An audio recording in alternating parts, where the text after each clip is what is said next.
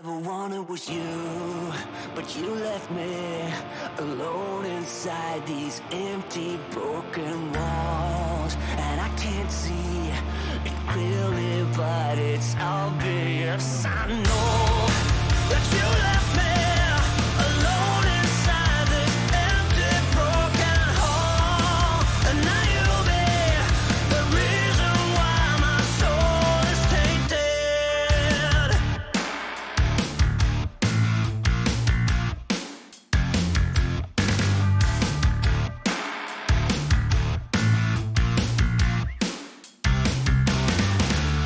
Somebody help me, 'cause I'm feeling trapped and I don't know what to do. There's no one to save me from this hurt I feel deep within my bones. Did you ever think of me and see the things I did? Sold my soul and everything I was to the lowest bid.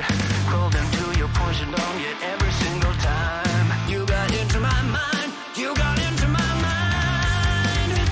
But all I ever wanted was you.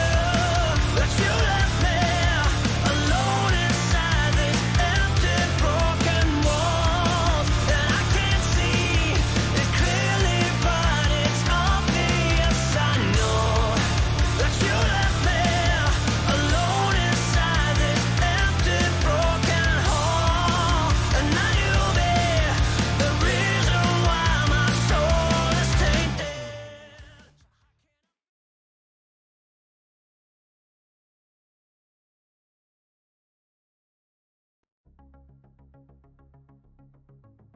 It is the year 2077 of the Reclamation Era. Humanity finds itself, once again, at the brink of its own calamitous apocalypse. And yet still, we continue to fight. This story, however, does not follow 5 soldiers. The story does not follow 5 people. This story follows 5 beings who will become something beyond, who together represent the sum total of the best humanity can be when it tries. For today, we follow the story of 5 devoted souls, 5 best friends, 5 ghosts. Good morning, afternoon, and/or evening, ladies and gentlemen of the internet, and all those in between and beyond that binary. Welcome back to Neon Lights Roleplay, and more importantly, welcome back to Stardust Ghosts, our Mechton Zeta odyssey of drama, romance, and the horrors of fascism. I'm your host for the duration of stream, Young Foxy. I have with me 4 incomparable souls, 4 members of Seraph Lance, here to talk about, I guess we'll be honest, they're here to go on a date, but we'll get to that in a minute, don't worry about that. But before I tell you about that, I'll let them introduce themselves. So if you could please, friends, in the order that I call you out, please tell the internet who you are, who you're playing today, and where you can be found. We'll keep this very simple and brief, and we'll get straight moving. We'll start off with Akemi. Oh, hey, that's me. Hi, I'm Akemi. She, they. I'm playing Mika, she, her. And you can find me at the internet wherever I exist at Ninja Penguin AM. If I can't find me there, I don't exist. There it is. You've heard it here. Moving right on along. Say hi, Casper. You maybe unmute yourself first. That might help. Yeah, I realize that. Ocio, everyone. I am Casper, the Ibby Ghost. My pronouns are they, them. And today I am playing Jacosta Kubaka, whose pronouns, I don't think she really cares about pronouns, but mostly she, her. And you can find me anywhere on the internet at Casper DMB Ghost, or, well, Twitter, the hell site, it's just DNB, and everywhere else it's DANB. Because we care about diversity around here. Horrible jokes aside, we slide ourselves along to introduce Michelle. Hello, it's me, Michelle. I don't social media, so don't go looking for me anywhere there. Sorry.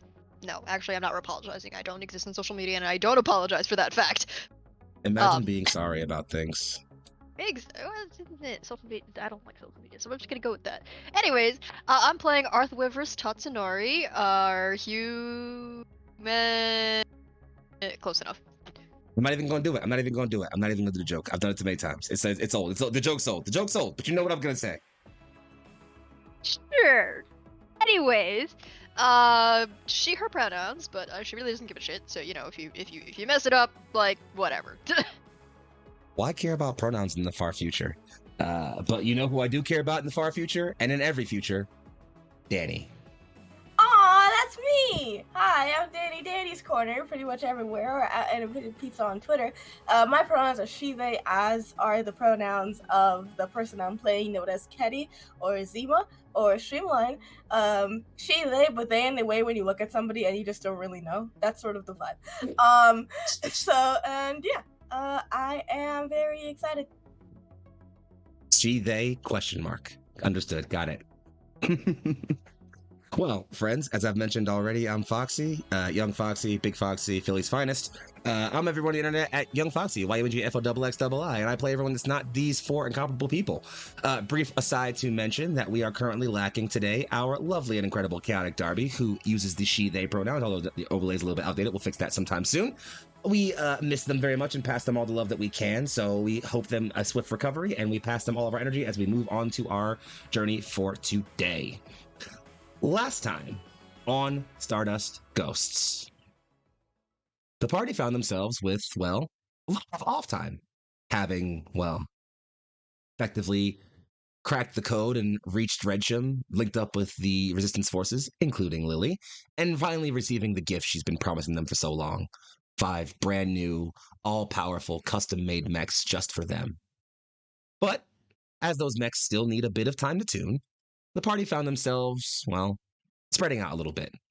In some cases, such as Roxanne, that found them hanging out with other commanders and gathering an actual plan for, what might happen next in this upcoming battle. For some others, like Jocasta, it was simply walking around for a while, giving themselves some space to recant and think over what's happened. A little bit of solitude to go over the things that they've experienced. For others, like Ketty, like Akemi, it was bonding with their mechs, tuning in and feeling the powerful pseudo-spirits awakened within these new machines for them, making new friends, as it were. For others, it was visiting old friends. Arth found themselves sitting over a fire, recanting the spirits of those comrades they had to leave behind. In either case, with time spent to recuperate, recover, and think through what comes next, Seraph Lance found themselves needing, let's say, a break from it all. Thankfully, they, well, happen to be given that pretty fast. As, well, one of them was effectively allowed to, one of them who had recently ran out with a girlfriend, was, I was going to say asked on a date, but it was more of a, we're going on a date, you should make sure you're ready for it kind of thing. They were demanded on a date. There we go. We'll go with that. They were demanded on a date. So, Their presence as Lily was requested for a date. requested, informed that you had to be there. It's the way, it's like a class. They don't say attendance is mandatory, but if you don't show up to class, you lose a bunch of points. They don't say it, but one of those sort of situations. Regardless, as Lily let Mika know that yes, it's time to go ahead and we should go ahead and go on a nice little date.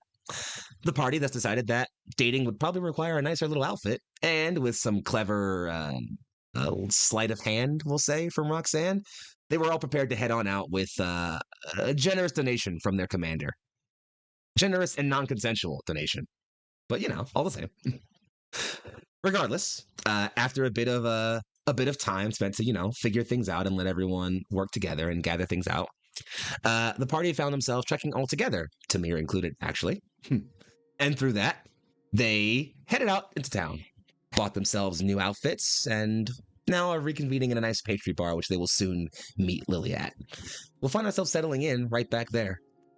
The low afternoon sun sort of slowly fading through the windows of the cafe at Redcham, gaining an orange-reddish glow throughout the areas. This cafe is not particularly busy, though it is spacious. There are round tables and soft, cushiony seats all available. To the back of the building is a sort of wide display of open glass, displaying several different kinds of treats. A lot of them are traditional cakes and, things you'd expect in a pastry shop, but given that this is a town in the middle of an apocalyptic war and one that has to make do, you're going to see some esoteric things. Things like, well, it's like a chocolate-covered octopus or other cephalopod of some kind that's been put on a stick, a fish tart of some kind, several different strange treats that are just made of local, well, whatever they could get around. This is a fishing town, after all. It does border it does have a coast. Regardless, it's largely empty. There's a few patrons here or there minding themselves with idle conversations, and behind the bar, a man sits with a large, wide-brimmed. It's somewhere between a hat and maybe a turban or another sort of like a Sikh wrap. It is wide-brimmed and covers over the head, but has a drape that kind of hangs low so that only the bottom of his face is fully revealed. You'd find it the oddest thing if you hadn't already seen a couple of them in town already. You wager this is maybe just one of the traditional clothing styles that's worn around here in Redcham. Maybe not one of the more common ones, but some people certainly wear it. Could also just be part of his costume as he's working, clearly. In the case, the 6 of you, the 4 people present here, along with Seraph Lance, commander and final member, enter into this cafe here, dressed in your new civilian outfits. I know those of some of you have already described what you bought last episode, but if you want to re-describe or add, or if you haven't described, you can describe what your new civilian outfit looks like now. Go ahead and tell us where you are, as you all grab a table to sit together. What's your discussion and plan? What are we figuring out? And, well, how else are we feeling right now? I can go.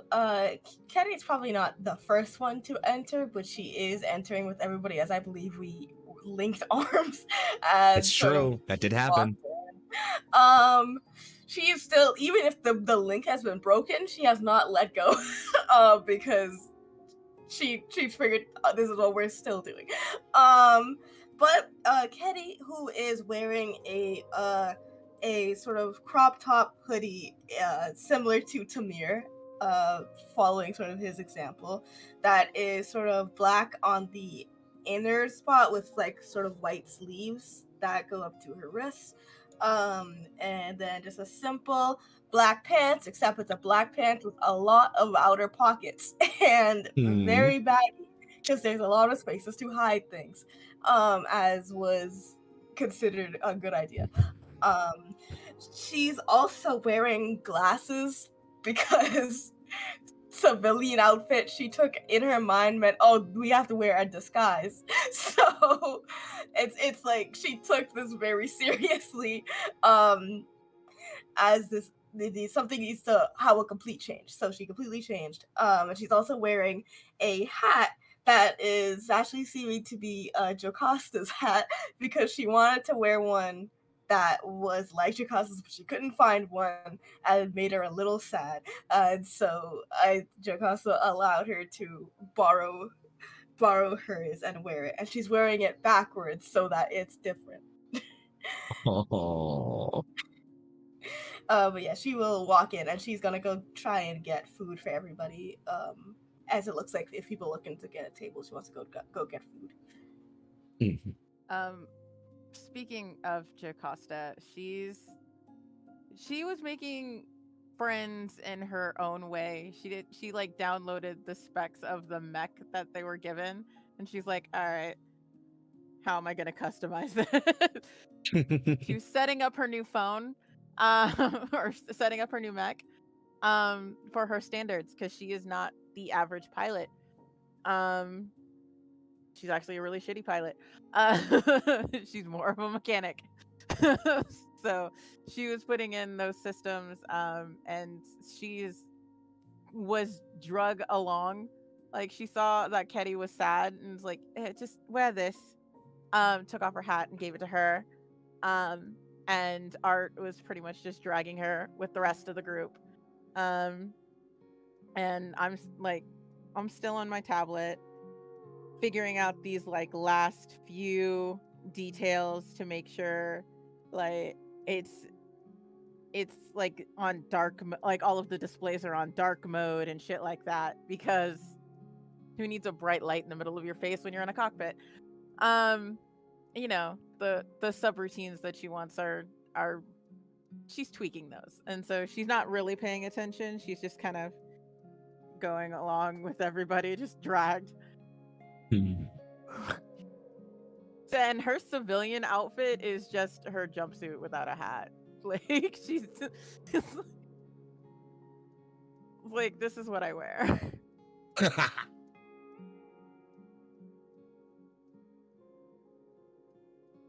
So I think Arth is very gently leading Joe along, like you know where you have like your arm in sort of like that ballroom sort of, and it's just very gently leading Joe while she's like face first, like maneuvering a little bit around a table, pushing chairs. And I guess if you're asking what Arth's civilian outfit is, it's literally just her normal outfit, but she's like unbuttoned the first 2 buttons of her dress shirt. I mean, that's hot. Like, I'm not gonna knock it. Like, It's like, oh, a little bit of collarbone. it's a collarbone shit. I'm not selfish. Like, fuck.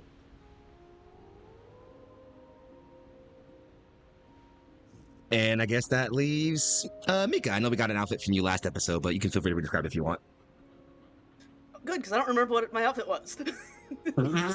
Well, then we retcon as we want. What do you feel like you're wearing? I'm pretty sure you bought a sleeveless I know I vest. got a vest. Yes. I got a vest. You also described lacy black underwear. I don't think you described the rest of the outfit. So if it's just that, then I mean, listen. I mean, you do your Vest thing, and shorty. lacy Like, black underwear is a civilian vibe, yo. it's a vibe. Like, I mean, if that's what Yes. how you want to get down. Pretty sure, like, Mika found a pair of, like, fairly nicely tailored pants.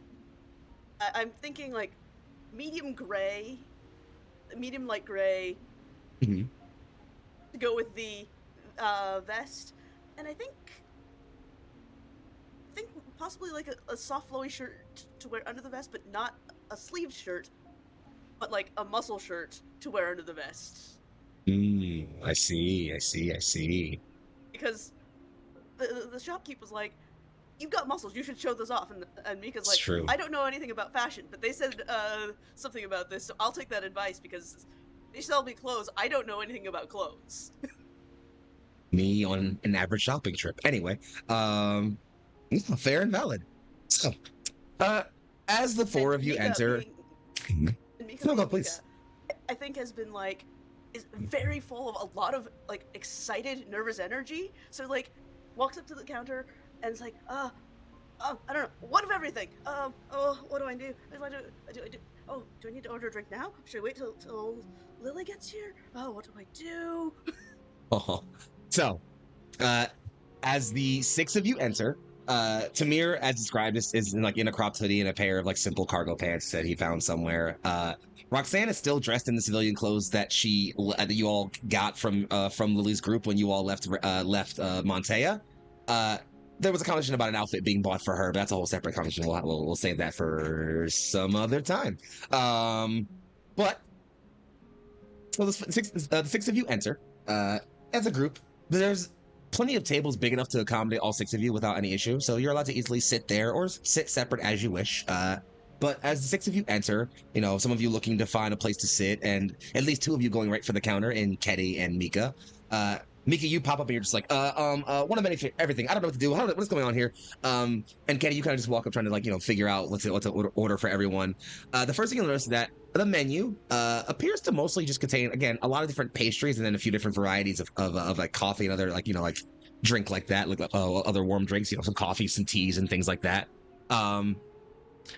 And so as you walk up to order, and as Mika has a bit of a freak out, the individual behind the counter, who again still has their that kind of obscuring hat on, is just, "You're not from around here, are you?" You're muted. No, is that obvious?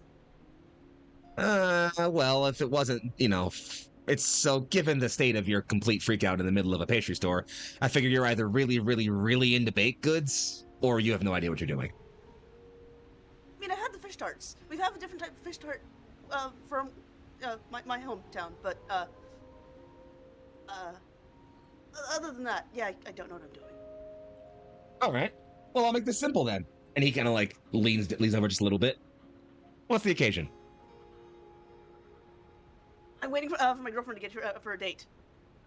A date, you say? Oh, in my little establishment, aren't I lucky? How long? What do you mean? How long have you two been a thing? this is she's gonna be mad if I don't remember. When did I leave for the military? 4 years? He leans in and just, the military? Are you a soldier then? Kinda, sort of, maybe it, I think? Was? Interesting. It is complicated. Certainly seems that way. Well, I mean, I was here when we blew up the thing earlier. Sorry about the explosions earlier. well. He said I- he kind of looked at you all, and again, you can't really see most of his face, so it's hard to get a read on what he's feeling. But he tilts his head a little bit. There's just a couple seconds of quiet and just, you were here for the battle then. Well, and there's a brief In it, yes. pause in it. Oh, well, that's.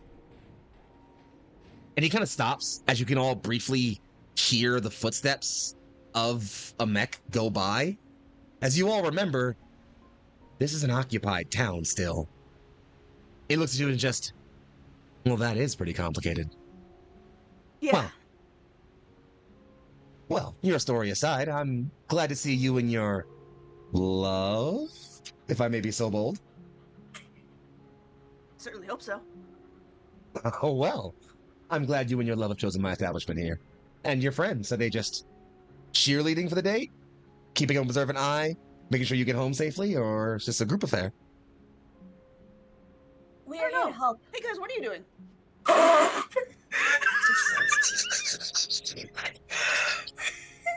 What the fuck are you here, by the way? We are here to assist in the date. Well, every effort's better as a team, I suppose. Then we don't exist. Like Arth is definitely directing Joe to a table and like pulling out a chair, making sure she sits down, and is just like is turning very judgmental eyes to whatever table that Akemi selects, and is like, "We're just here to evaluate the date and your girlfriend." Wait, that's Right. what we're doing here. I believe we are also here to relax. Like, just as long as we don't order any salad, we'll be fine. You'll find him just chuckling a bit more at all of you, like clearly back and forthing a little bit. Just kind of like, oh, what in the world is he talking about here? And I think I just like he kind of like chuckles at you all. Just well then, could I briefly have the two of you present at the counter? Actually, everyone here, make a magnetism roll. Oh, we're rolling. Oh, where's my? Ooh. Okay. I gotta remember to play this game. Fuck, Single you D20? toss. Thank you. The single D20, you're trying to roll equal to or under your magnetism number. If you roll equal to it exactly, it's a crit. Oh, or under? Ooh, that's crazy. Yeah, equal to or under. You can also spend resolve points to increase your to either decrease the roll by 2, I think, or it's increase your stat by 2. One or the other, doesn't matter. It doesn't I say hit it's my the same thing. number. Oh, I just cool, rolled you a crit. 9. Nice. I rolled an 8, which is lower than 11, so we're good. Nice. I rolled a So- 7, which I think if I use math, it's higher than a 5. It is. That's true. So, Yeah. and then Joe, anything from you? You're so muted. Yeah, you're the most muted.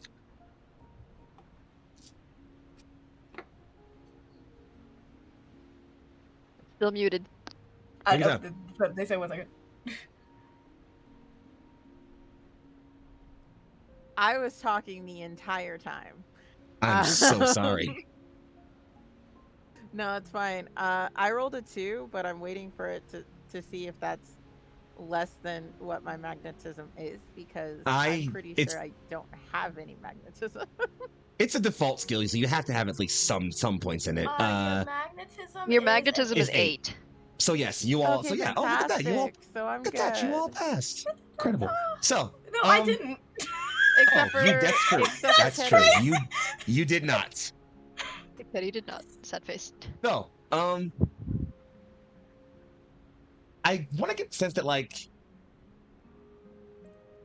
you can all tell that like this shopkeep is very curiously interested in all of you. You're all quite the curious little bunch to have wandered into his shop right now. Sorry, I'm a lesbian. Back off. Why are you like this? Oh no. I adore you so much.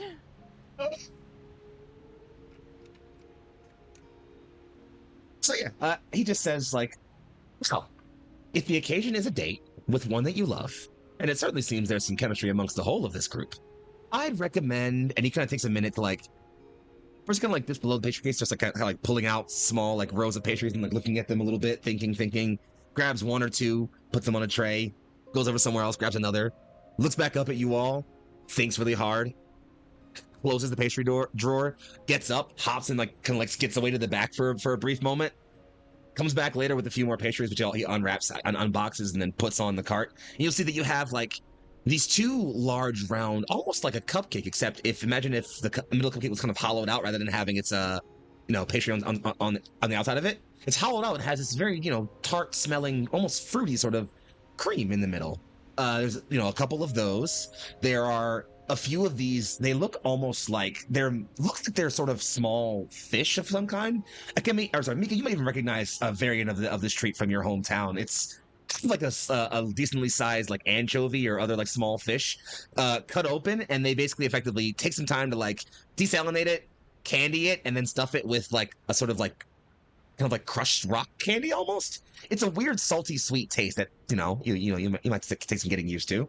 And aside from that, they also bring about they kind of they garnish the dish with a few more random pastries of various types and sorts, and then even kind of pull out a few flowers they brought from the back and kind of put that around the tray they have for them.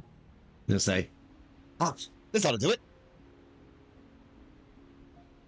That is very pretty.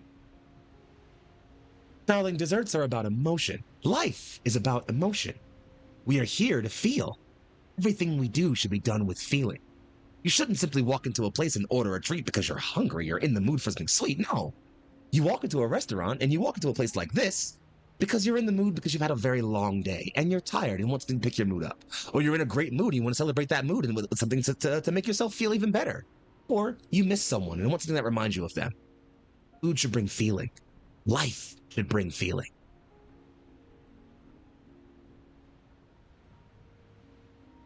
So people aren't just hungry? People are just hungry, love. Cooks are He says- sometimes poetic. And he says, poetry aside, look at the world around you. Every day we see people who are just fighting, just believing, just dying. The world has enough justs. Humans should do more than what they can just do. Yes? You understand. Mm-hmm. Do everything you do with feeling. Do it not just because you have to do it. Do it because something burning within you needs it. Okay. Thank you. But of course. Now, let me stop blabbering. Please take the tray and divvy it amongst your friends. If you need anything else, I'll be right here. And I want to look. I'll like take the tray and I look at Mika and I say, I believe this will be perfect for your date. This should add to the experience a considerate amount. I hope so. I hope Lily likes it. I'm sure she will, and if she does not, then, I don't know what to do. But you will figure it out, because you will probably know what to do. I really want to try those fish candy things. I think they're gonna be super nostalgic. Mm-hmm, mm-hmm. And it's actually in all of your brains, actually, and you can kind of, at this point, you're all getting kind of used to that psychic link you all share, some of you more so than others. You can almost get directionality from it in very loose sense. And so from a small, off to your sides, you can all look at a table where you can see Roxanne and Tamir sitting and like looking at each other, you know, like Tamir has his, like, sort of like has his arm up to and like is resting on his knuckles. And he's not speaking any words to you, but you all hear in your brains, well, regardless of what the plan is, eyes up, Seraph Lance. And he kind of indicates mentally towards the door. And if any of you shift your gaze, you'll all notice that the chime on the door will open, and in walks a familiar face. The woman is statuesque, and, well, she definitely doesn't have the build of someone who, you know, works out every day or maintains, you know, like a combat regimen. She definitely looks sculptured, you know, for her time. She keeps herself well cleaned up. Her hair is organized, straightened, and clean, even after doing hours of mech work. And her dress consists of, well, just that, a dress. A long, mixed somewhere between burnt magenta and shock orange. It offers a sort of strange color palette that diffs and curves, and almost looks like the way the light hits it makes it shine between those two colors almost in different places. It also hugs her curves wonderfully, in case anyone was curious. He walks in and, you know, takes a second, looks right, looks left, and immediately looks forward and sees you, Mika, and brightens with a massive smile as she quickly begins to step towards you. Hey, darling, I need your help with something.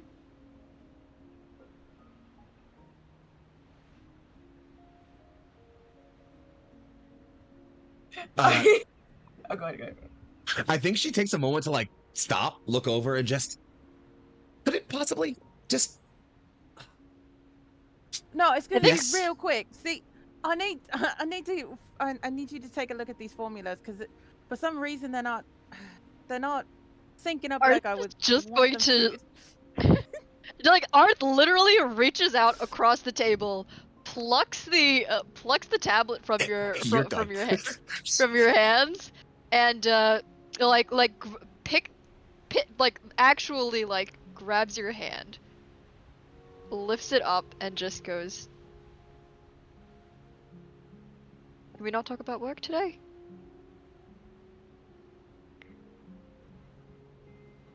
Right. It can wait. I'm sure Lily will be happy to like talk machines with you later. Right. Yeah. Sorry. My apologies. I just now realizing what's happening. Enjoy. Like Arth is definitely giving you that look. It's like, oh, this is Joe in her element. Yeah, And- seeing that they're on like a full-blown date and me, I just made an ass of myself. Joe's gonna be like, start like, right, so we're out being civilians. Give me a second.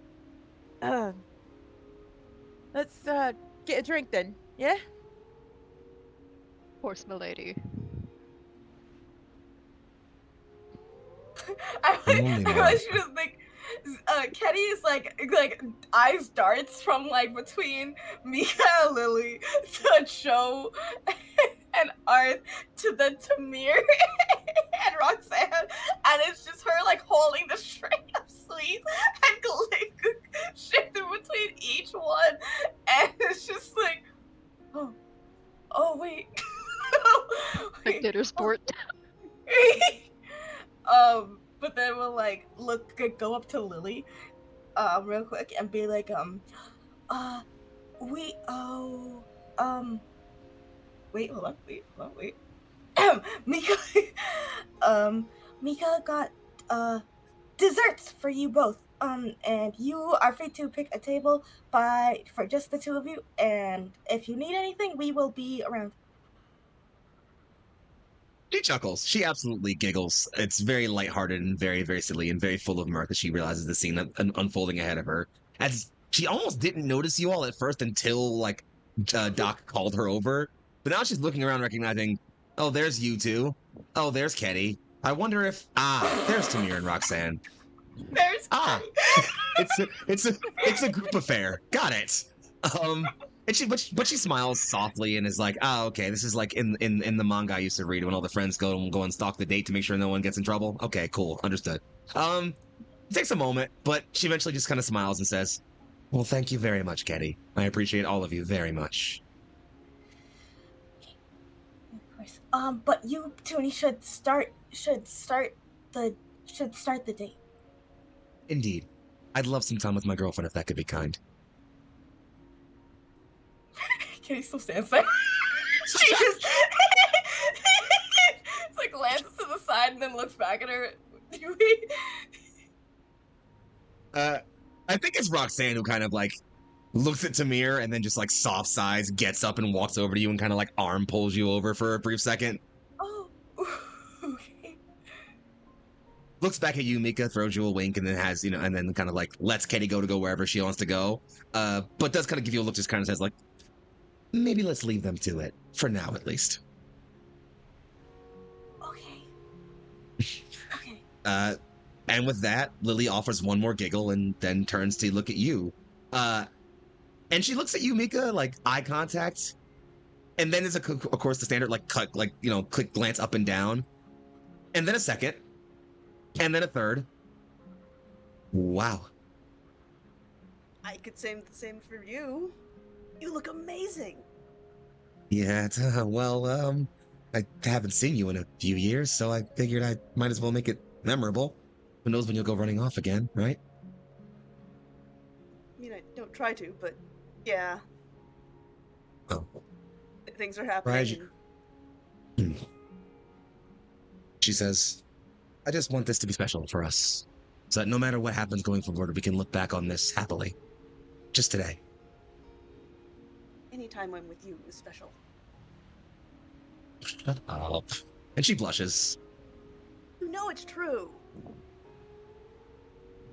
And I think she takes a moment, and I think you recognize that, like, Lily is not the kind who's really good at PDA.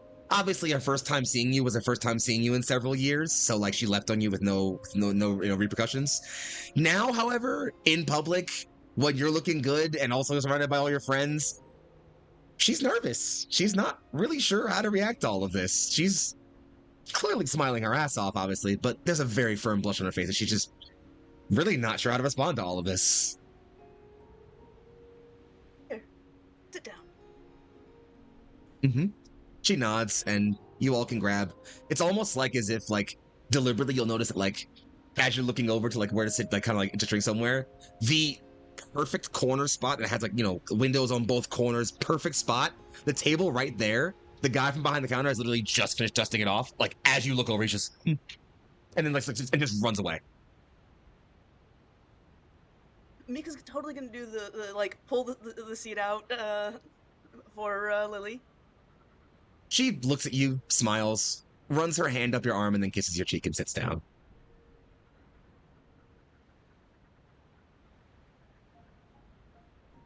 And she just kind of sits there for a minute. It's like, is it weird that I don't know what to talk about? Fish tart or fish candy? She I don't think picks- it's exactly like home, but it seems like a familiar thing. She picks one up, looks at it for a moment, kind of just like staring at it, wondering for a minute. You can't tell if she's like trepidatious or just like thinking about something, but after a moment, she puts one of the fish tarts in her mouth, like puts about half of it in, and like chomps a little, and then is looking at you, but hasn't chomped the other half yet.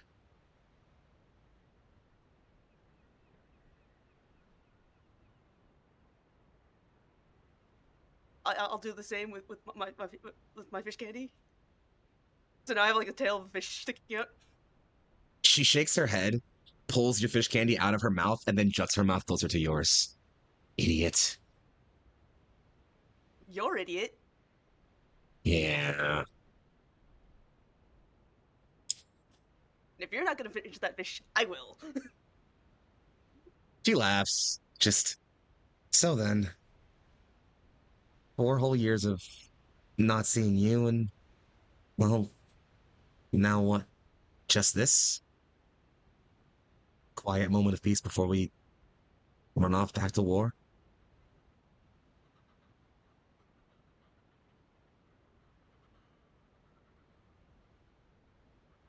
Yeah. How about we enjoy tonight then? She says, with you dressed like that, shouldn't be hard. Oh, I'm inviting you here too. Let's behave now. Your friends are still watching. For now.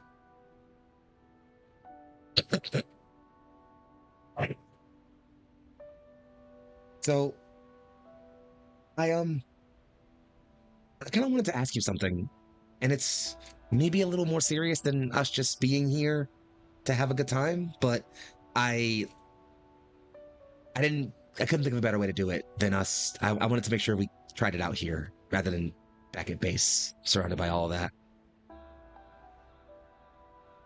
Is everything okay? With me? Yeah, no, everything's fine.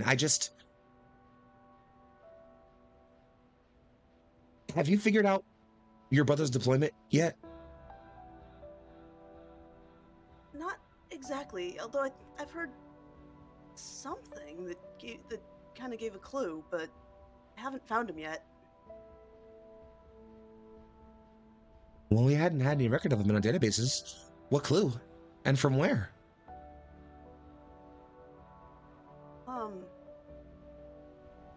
Doc managed to find some data.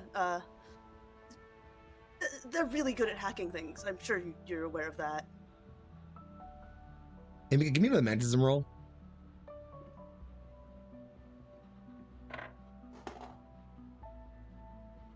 Uh, 13. I fail. You're not a very good liar, darling. You know that, right? Especially not to you. She puts her hands on yours and looks inquisitive, but maybe a little serious. Tell me what happened.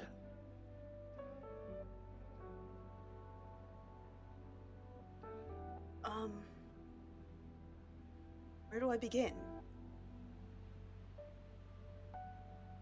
Well, I don't know. Start at the most unbelievable part and work from there.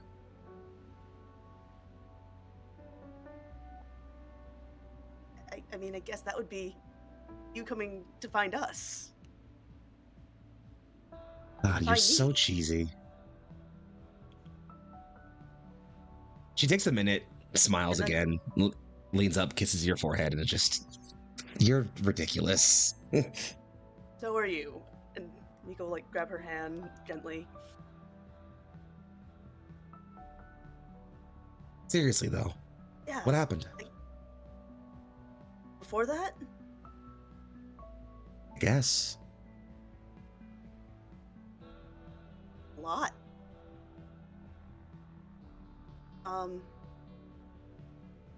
Before you came, we encountered Witch and had to... And Roxanne managed to broker a deal. I don't know exactly what she did, but brokered a deal. And before that, we, kind of may have did a reverse kidnapping of our commander over there out of the capital. And Yes, I was aware of that part. kind of were in a parade, and all the things we learned in school about the capital, kind of a lie. It looks all shiny and beautiful as a city in the school videos, but that's not really what it is.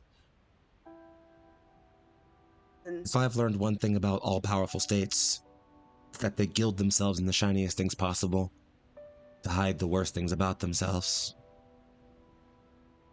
I'm sorry you had to go through that to get here. For everything all of you had to go through. I'm so sorry. it's not your fault. I fell for the lies too. I believed them. And now we have a chance to make them better. Well, how we do that, I still leave that to you all. But now we have that chance at least, yeah? Just by being together, we can make things better.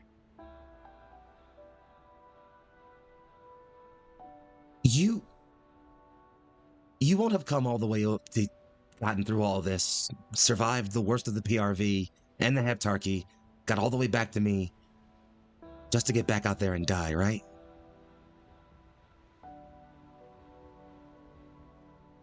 No. I want to get back to you to stay with you. I mean, I did promise we are going to see each other again, but this can't be the last time I see you. Good. Good. I love you, Mika.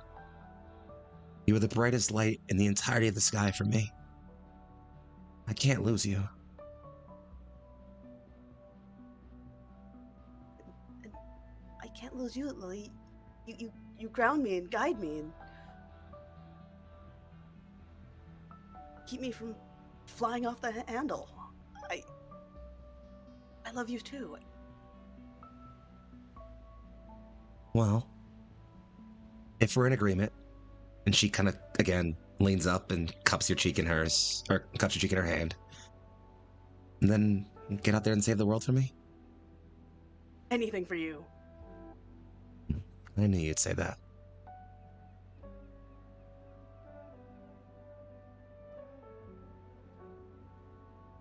And she kind of looks at you like she's about to kiss you, slowly leaning into you, bit by bit. And it's right as her lips are about to touch yours, she stuffs the tart in your face.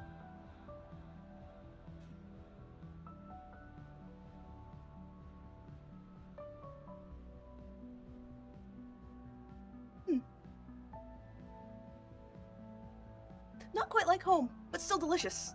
Here, want a bite? But she finally leans up and just like nips the back end of yours and like takes it off in her teeth, eats it, and then kisses you. Idiots. Again, I'm your idiot. You're the smart one. And she answers by just kissing you again. You're talking too much. Oh god, they're so cute. Well, so actually, you know what? I think we're at perfect timing. Anything else you want to have handle right here, Mika, or do you want to slide off and check in on our other couple? I think Lily and I are good. So, Lillian and you share another kiss full of stuffed food as, you know, we briefly cut to behind the counter as the bartender, the pastry tender, as it were, I'm going to call him that, simply smiles a little bit and nods at you all. And we briefly shift our scene over to our other couple here present. Doc, Arth, take it over.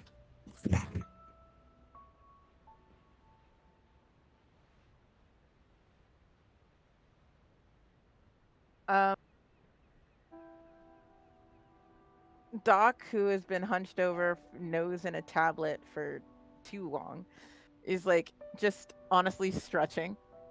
Not because I have to, but is just stretching and like rubbing her eyes to try to adjust them from staring at a screen for too long. And like she absently reaches out for a glass that she assumes is gonna be there since she wanted a drink. I think it's at that moment you like see like Arth has just very stealthily grabbed a hot mug of coffee and is just slides it right in the usual spot where you'd grab it. Thanks, love. She's gonna down the coffee. It is gone. It's just what was that?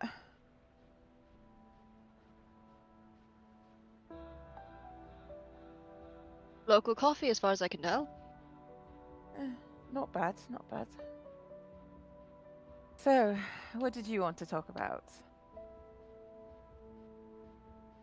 Arth is very discreetly hidden. Like, it's not discreet at all. It's like literally sticking out like the back pocket of her pants. Yeah, It's Jakasta's gonna sit like very pleasantly, like where you can clearly see her hands on the table. Like she is not gonna reach for it. she is actually focused on you. And this is not a ploy to try and get her tablet back. Not in the least. I Are you think telling us that or trying to convince yourself that? Because it sounds like both. I am telling you. I think Arth is like gonna wait for you, like has waited for you to, you know, finish drinking the coffee, and is going to is actually gonna pick up the hand that was just on the coffee mug. It's like very absent-mindedly brushing a thumb over your knuckles, and just sort of appreciating the fact that she can kind of feel warmth. Like, your hand just off of the mug is at just enough of a temperature that's, like, even though Arth has, like, robot hands, she can feel a temperature difference.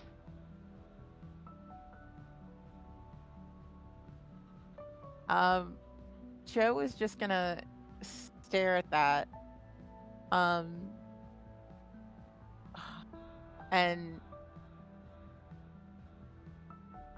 like put her other hand on top of yours. And like try and get you to look her in the eye and just be like, "Are you all right?"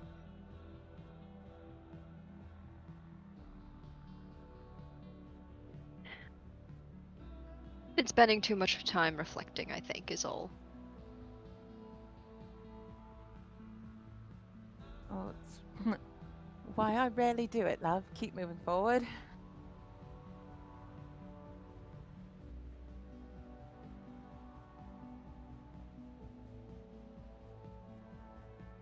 And you? It's a bit rare to catch you when you're not working. Exactly. We just keep moving forward.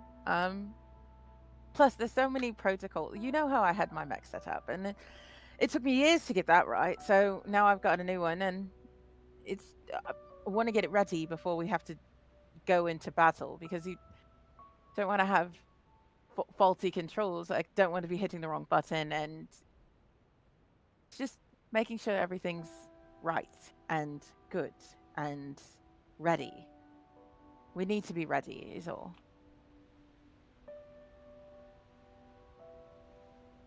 Well, if it's you, we're going to definitely be ready before we get into battle. If it's Right. you. Thank you.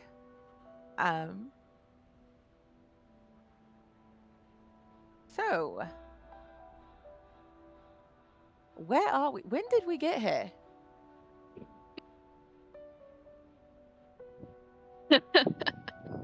Arthur's just like, well, it's been about, and like thinks back internal clockwise. Is like, it's been about 2 hours, 30 minutes, 20 seconds.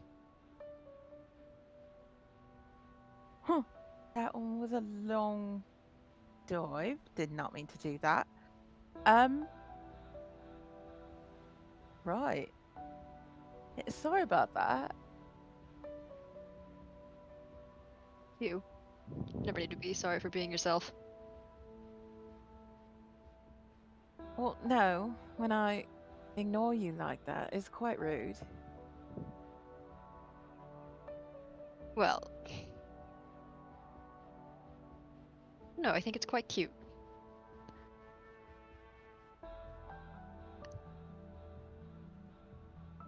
You know, I think that's the first time you've ever called me cute.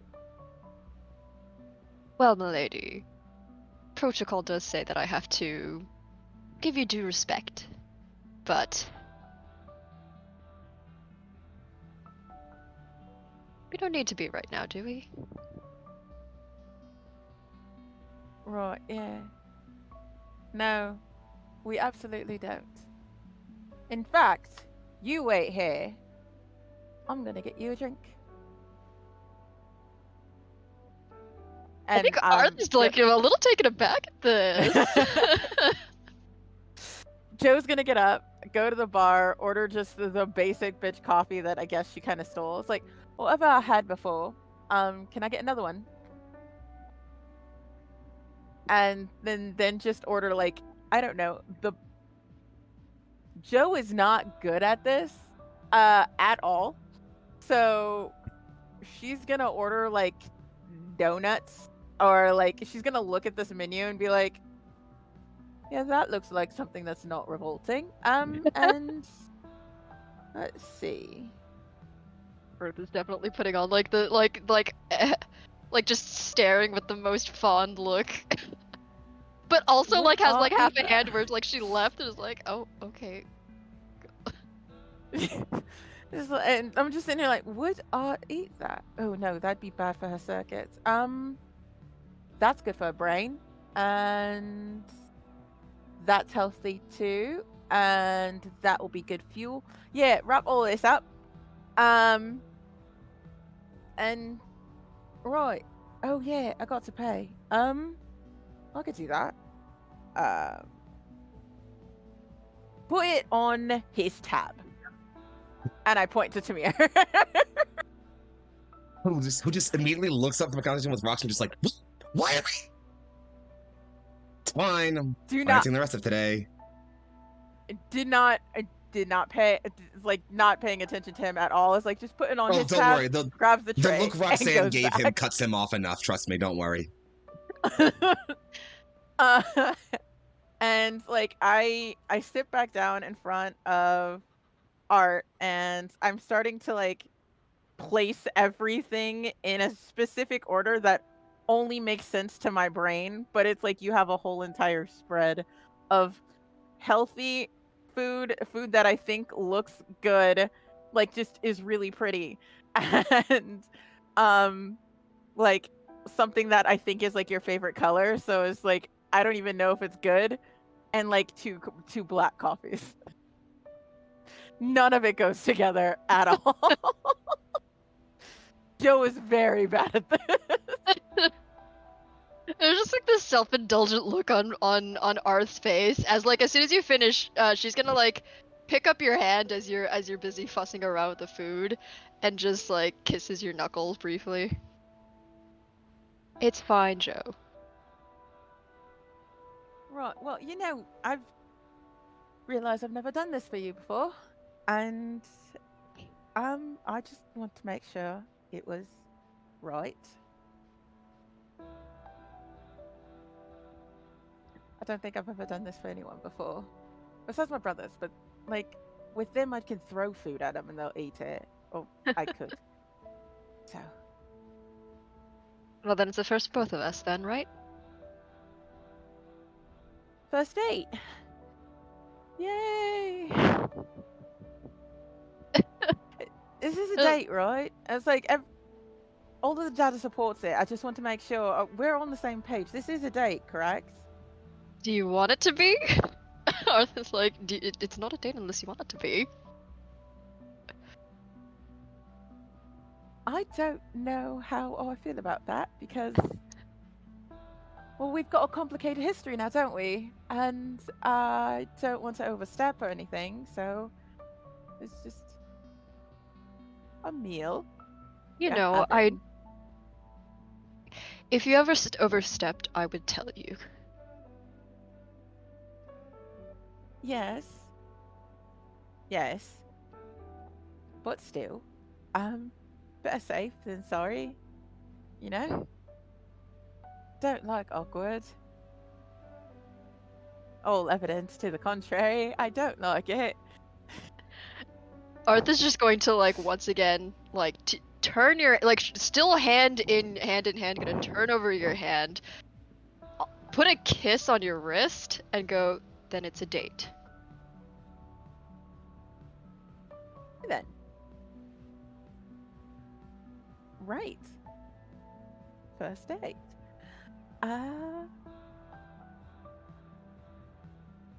She's leaning in like super close. What do we do on a date? Like, I don't know, but whatever you think sounds fun. Okay. So I mean, I really want to ask if you come here often, but I already know the answer.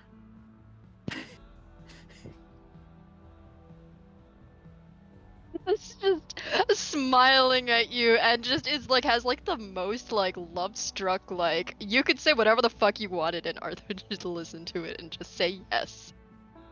That's fantastic because Jacosta's gonna ramble.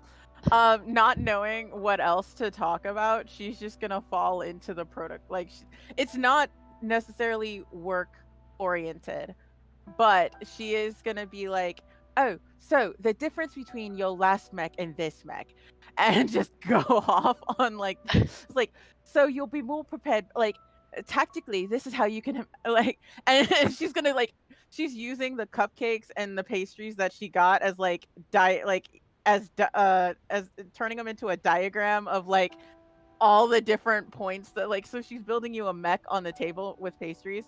It's like, so this is your cockpit, and then like this is how it used to be, and this is how it now newly functions, right? And then she's just in the rabbit hole. She's just so looped it down. It's just text speak at this point, and she clearly knows that you're just smiling and waving, and she's like, they haven't stopped me yet. And just keeps going. I think like a lot of the date hour is basically filled with just nonsense rambling before like Arth sees like there's a pile of cupcakes that you haven't like touched at all. And she's gonna pick one up and like just gently like feed you a bite while you're talking. Actually really good. What was that? No clue. And Arth is gonna take another bite and is like, this is very good. What the hell? My taste bud receptors can't quite parse the flavor. Like, hang on. So at this point, like when your taste buds can't parse the flavor, she's gonna be like, oh, how about this one? we're just trading pastries. Basically, it went from being text speak to now we're feeding each other, and it's like, do you get that? It's a hint of nutmeg. Where the hell they find nutmeg? I think after we've exhausted all the pastries and just like there is just so many flavor profiles that we're like, all right, but like how did they manage like this fusion of flavor? Like what? Question mark? I don't get it. See, it's like, as y'all are trying to figure that out, like trying to decide like how did they get this, how did they figure this out, you kind of get an answer as you find.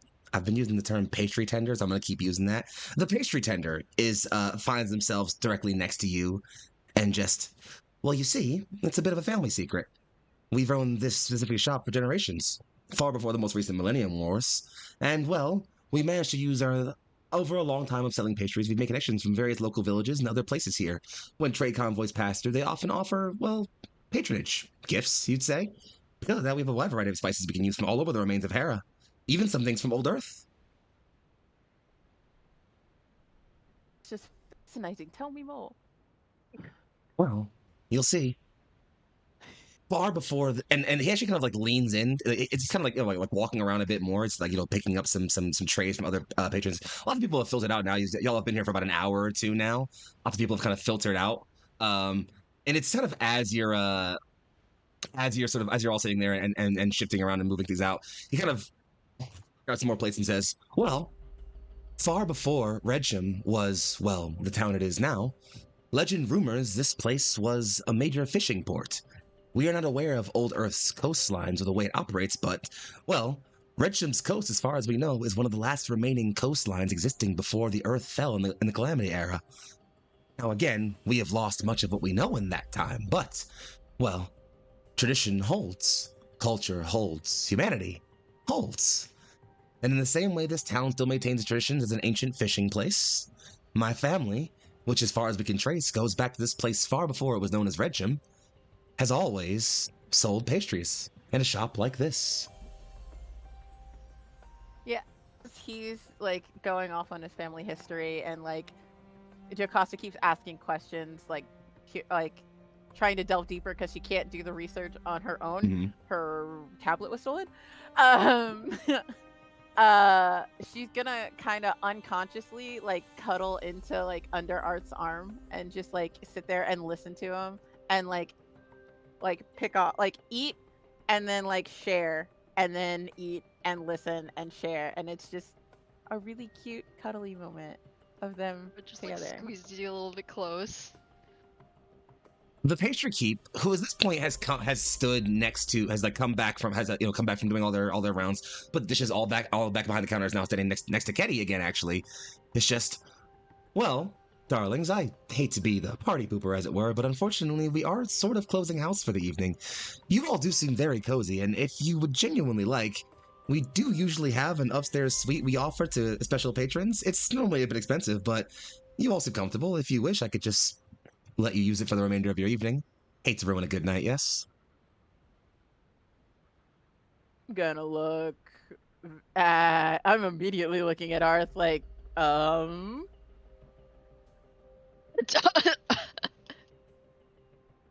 like Arth is definitely giving you the same like, what are we doing look?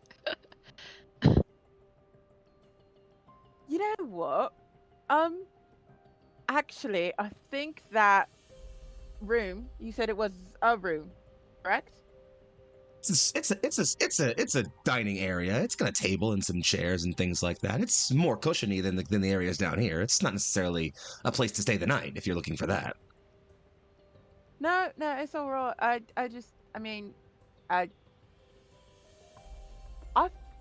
think we're good, actually. We have taken up a lot of your time, and I do have to get back to work. Oh, but on the she contrary, winces at Art. It's just like he cocks his head and smiles, and on the contrary, I must insist. And if you're concerned about taking up my time, I must let you know it's nothing. Nothing at all for the heroes of Redcham. Seraph Lance.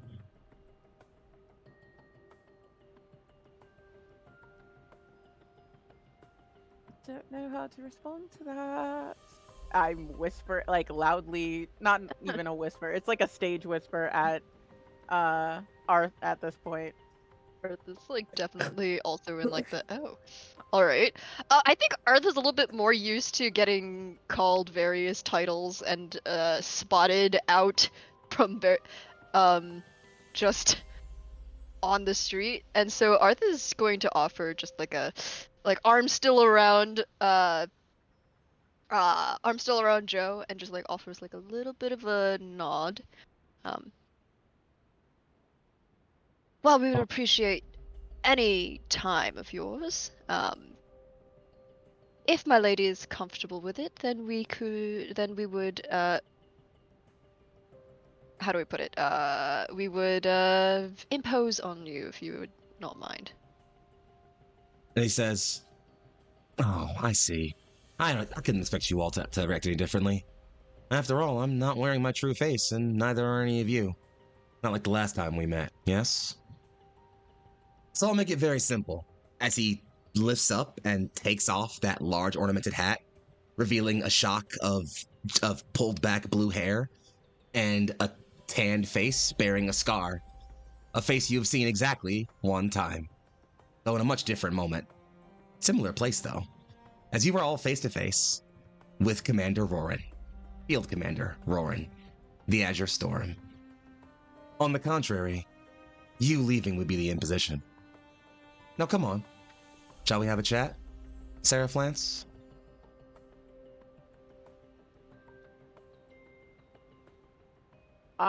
The only thing close to me is like a cupcake as a weapon, and so I'm gonna grab it and like cock my arm, but that's all I got. You feel Arth literally freeze, like joints are locking as like, you know, fight, flight, freeze instincts are popping in. Mm-hmm. It's like, Anybody else got any thoughts or responses here before we? Yeah, I said, No. I see this. Yeah. Oh no. You all see this. Oh, At this that's point, great. you all, the six of you all, are the that's only great. remaining patrons in this establishment. You all definitely saw this. Like, even Mika and Lily looking off to your side, looking off to the side, you all just saw this. Okay. Okay. Then I think recognizing who this is, Kenny, I think immediately, like, almost like a switch clicks, and it's like she rushes up and gets one of the knife that Arth gave her from that's hidden away in her pocket, and literally like hold it up to this man's neck. He does not move. Mika, anything from you? S- Lily? I think I have to do something? Lily looks over and just, that does look pretty important, as she's kind of slowly slinking to like get up and get behind you. Yeah, I think, can you just pull the knife? I think I should... I'll be careful, I promise. And as you're all looking at, like, you're all looking and getting ready to react, you know, Doc prepping to throw a cupcake, Arth frozen in stillness and in indecision, Kenny Hello, holding drama. a knife to his throat, and Mika preparing to decide what's happening. Rowan simply stands there with the knife to his neck and just, now, calm down. There's no need for violence here. This place has already been a war zone once. I just want to talk. That's all. I look at Arth. Not Oh, go ahead. not lowering my cupcake. Ketty, darling, you could take the knife away from his neck. We can be civil. Keep it It as is mildly that. uncomfortable, thank you. Slowly moves away and puts it down, but still holding it very tightly. Oh, yeah. No need for violence. Please. Talk. Not here. All these windows. This isn't a place to speak of business like ours. I offer you to just wait. Let's go speak upstairs. All of you. After you. I insist. And he doesn't hesitate. He turns around and starts to walk towards the staircase. Coming? And at this point, I'm gonna check in on Arth Who is with a nudge. Arth is definitely like rigid, frozen, trembling just a little bit. Like, okay, she died because of this guy's father, so is like definitely like having trauma flashbacks right now, and is just sort of like almost crushing you to her chest right now. Is just kind of like you're not getting hurt. And like when you started talking to Field Commander Rowan, she's like very much like, hey, please don't die, please don't die. Darling, I'm like pulling on your shirt, like the small tugs or whatever.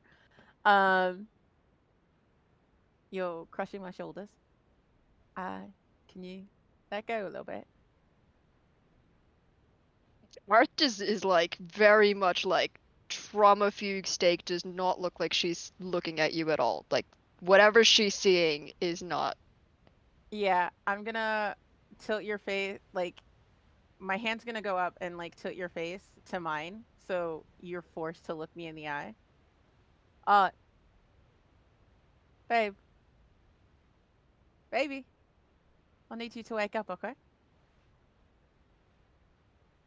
Panic breathing, Arth doesn't even need to breathe anymore, but like it's like the whole like, you know, like the short, quick, like Yeah. stutter breath where you're definitely hyperventilating. It's not. You're okay. I'm right here. Nothing bad's gonna happen, I promise. I'm right here. Like whoever it is, look at me. It's gonna be okay. Have I ever lied to you?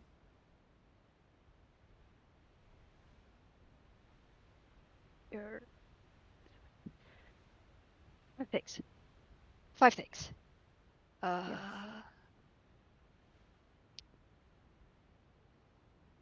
5 things. It's Joe, you're right here, and I'm standing, That's right. and we're in a cafe, and it smells like baked goods. Yep.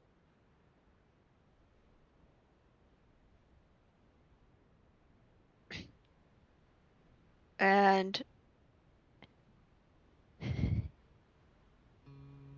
I can hear the rest of Seraph Lance and the commander, and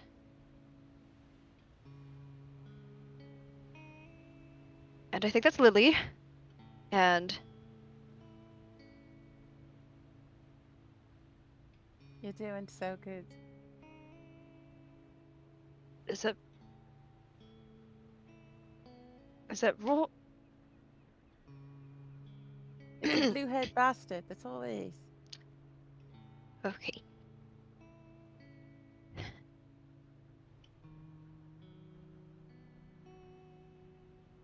And you're here. And Arth is going to like just move a hand over, and my sword's here, and the charm you gave me is still here, and Arth's hand's gonna move down. The charm I gave you is still here.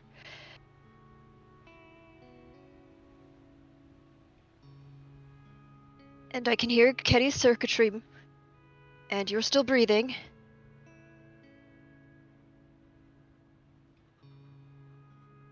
And we're okay, right? We're okay. I promise. We're gonna be okay.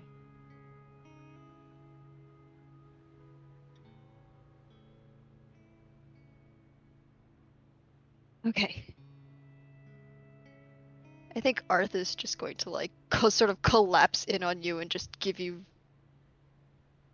a bit of a. It's not really a hug, but just sort of like a. Don't go. Yeah, I'm waving everyone else to go ahead, and like I'm hugging you back as we're gonna probably be the last ones to go up the stairs, or to follow this blue-haired bastard. And I think as the camera follows said blue-haired bastard walking up the stairs, but not sort of showing what's up them just yet for dramatic camera reveal purposes, let's go ahead and give our players a little bit of time to recuperate from the sudden emotional whiplash I just gave them. Sorry. In any case, thank you so much for being here. Don't touch that dial or that browser. We'll be back in just a few moments, and thank you all for watching. Bye.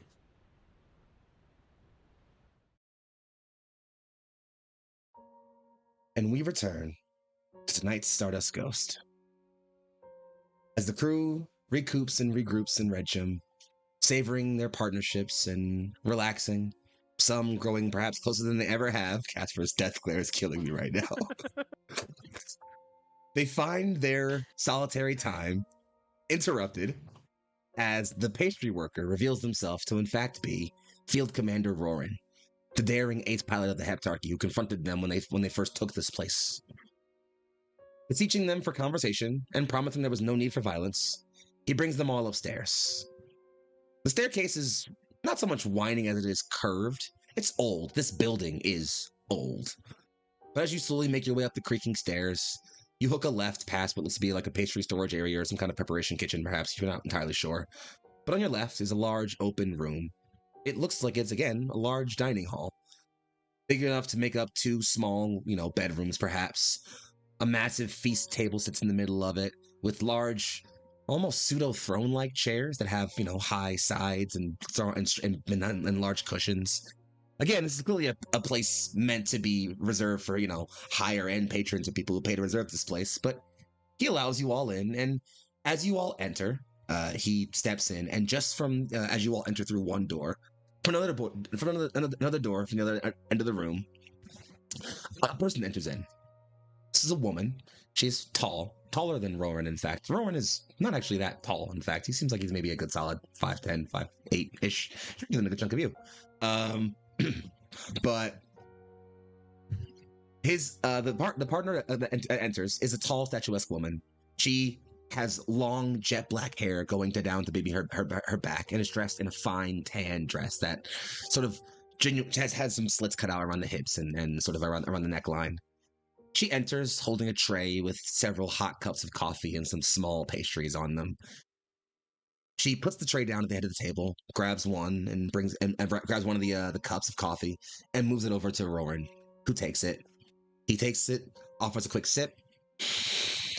Nothing like fine coffee and a fine woman. Thank you, darling. She kisses him softly on the lips, but still intimately, despite the fact that you're all looking, and At takes a the seat fact, next to him. Mm-hmm.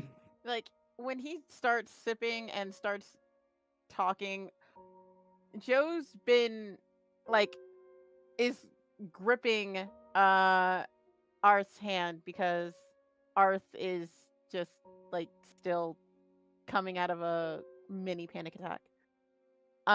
This is your hand in a death grip. It is like Yeah. just enough to be like slightly on the edge of painful.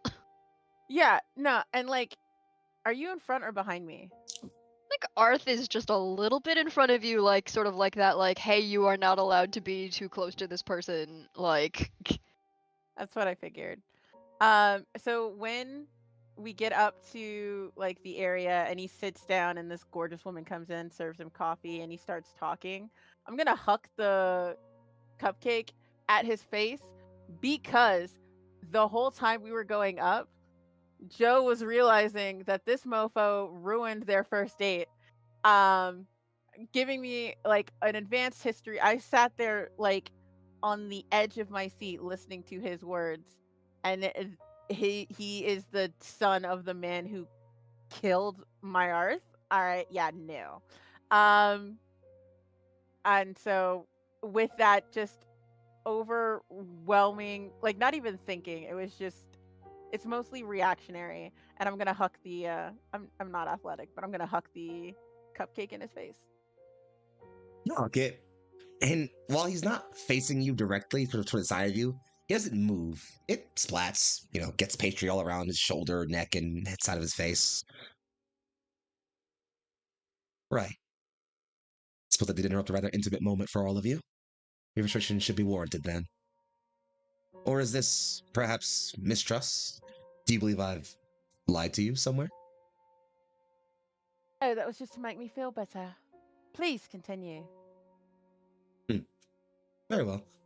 The woman holds out, like from the table, holds out a cloth which she hands to him, and he begins to clean himself. Thank you, darling. If you'd all kindly have a seat, there's no point in standing around. These seats are very comfortable.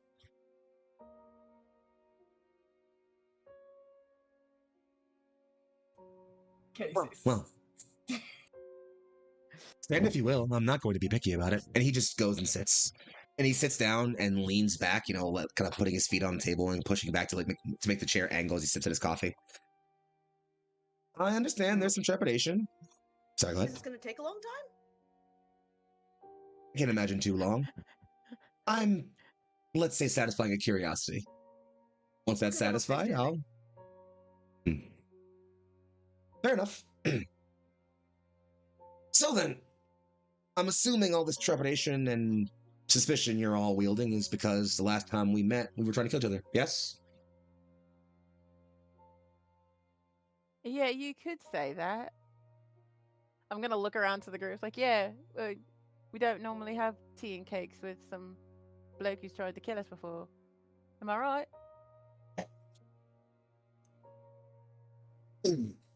Yeah, I believe so. Yeah.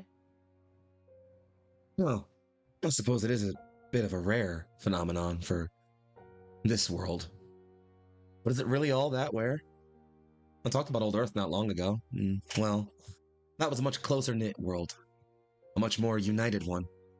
And still, despite all of that, neighbor killed neighbor, person slaughtered person, belief extinguished belief. It's just war, isn't it? If war can make two people murder each other, why can life not let two people share a snack?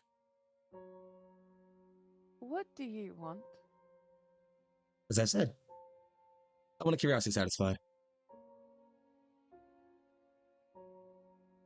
Then speak. What are your questions? First, start with a simple one. The last time we met was on a battlefield. I tried to kill you all, and you all tried to kill me. Can anybody tell me why?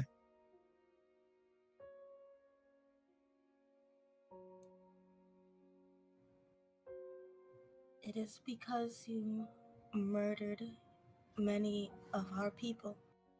Because you hurt people and wish to hurt us. Certainly true.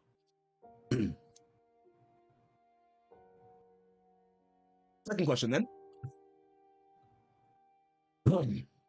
Let's say I didn't get orders to retreat there.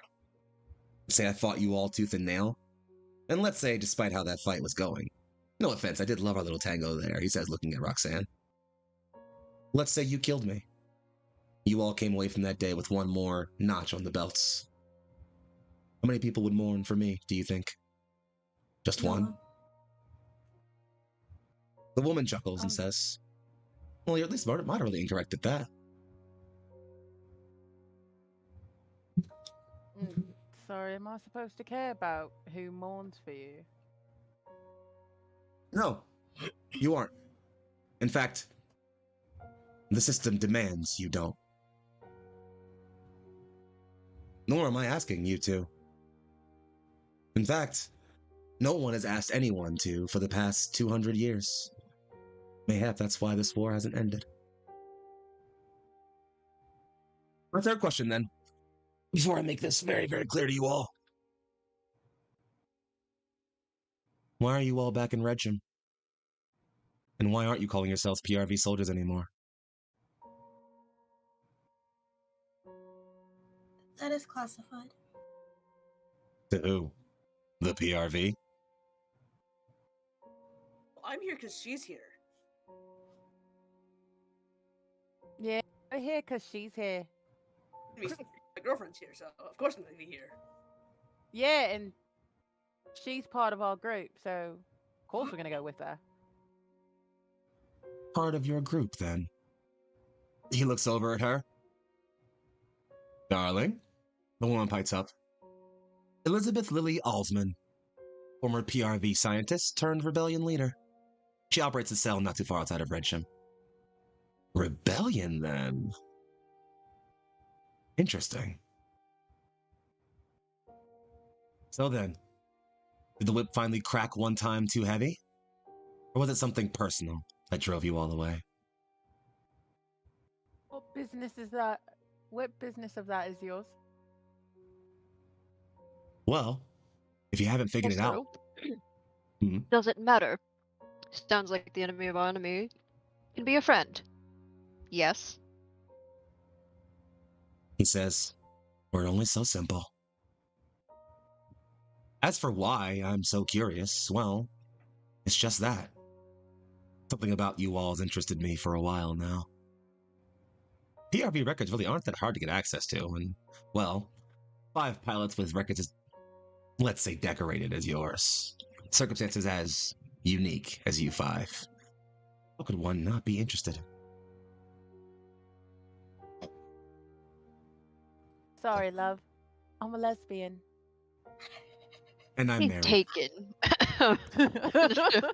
Lily, am I interesting? She says, fascinating, darling, but not right now. And he says,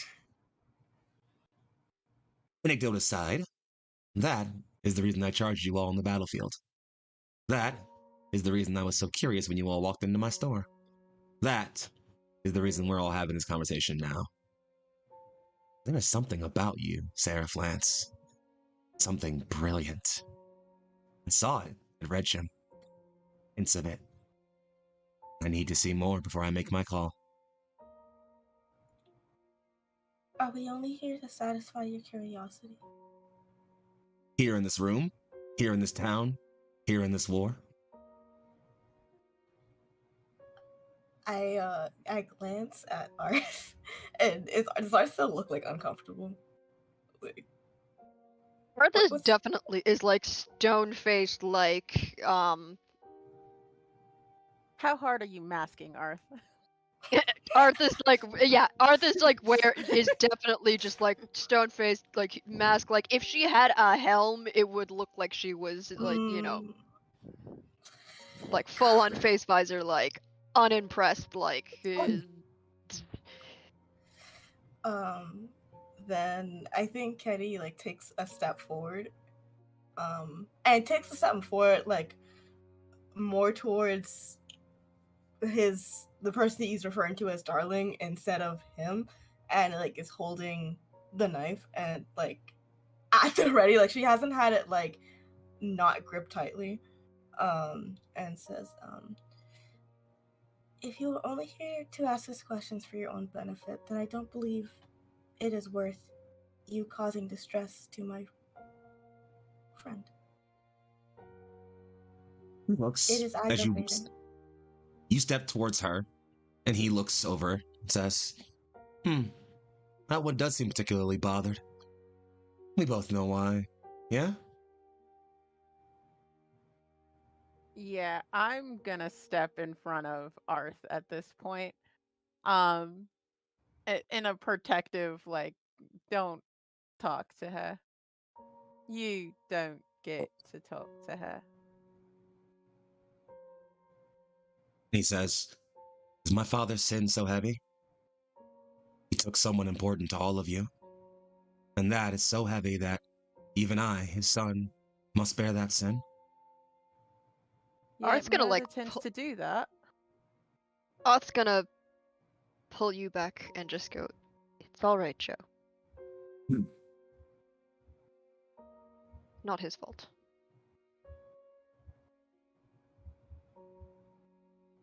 And if it were, if the sin was so heavy that even I must bear it, then what sin do you bear for killing a father? You see, that's war, isn't it? Someone kills someone's loved one, and that person needs vengeance, so they slaughter another loved one of theirs. And on and on and on, a million times over on a million different battlefields. For what? Nation? Belief? Survival?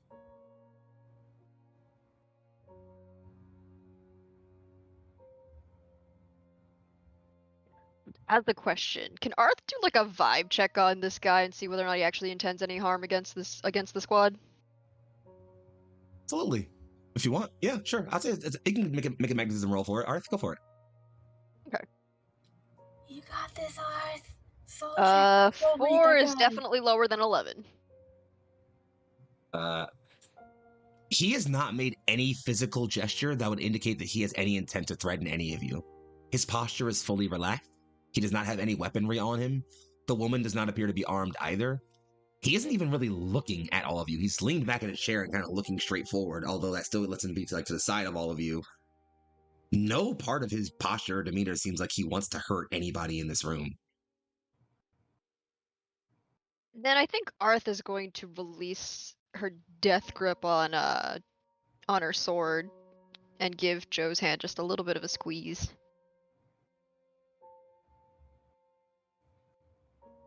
Hmm. Sounds like none of us are here for or intending any sort of violence. I was. It's all right, Ketty. I'll be okay. Kenny will step back just to be by your side again. As for you, get to the point. We're not here for a philosophy lesson. Fine then. I'll skip the sophistry. I believe there is something better than warfare for humanity. We have been too blind for too long to see it, to find it. I think perhaps it might just be too late for us. But there are those of us who believe there is something better than humanity. And maybe, just maybe, 5 of you are it. Lily, for her part, lightly gasps a little.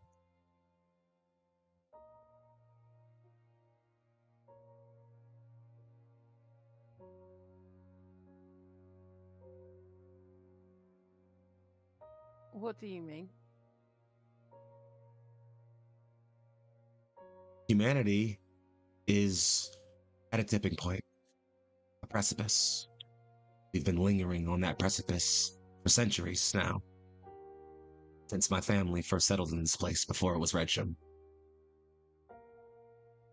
But if we are to come out of this tipping point, we cannot simply be as we are. We must be better. If all of you can't see the light right now, because the cloud is too heavy, we both know the next time we'll meet. We both know where we'll meet. I don't know what your plans are for the PRV or for the Heptarchy, and frankly, I don't give a damn. But when we meet amongst the fires of war, against the curtain of battle, pierce through that cloud, find something better than humanity. Show it to me. Otherwise, die disappointing me. Easy bargain, right, Seraph Lance?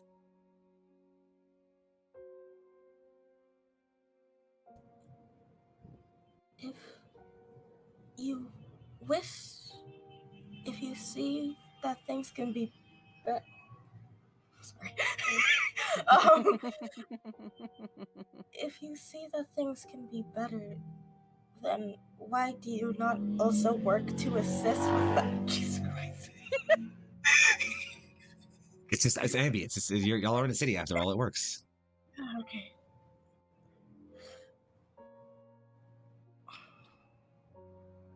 The answer to that is more complicated than I have time to hold you all for. The simple version is, maybe I just don't think that even if things can be better, we can be. A shame. I'm afraid I'm a little bit too greedy to leave behind the dregs of humanity. And that might just be the difference between saving this world and ending it. So, got a deal? I'm sorry, you expect me to want to save this world? Oh, darling, you're cute.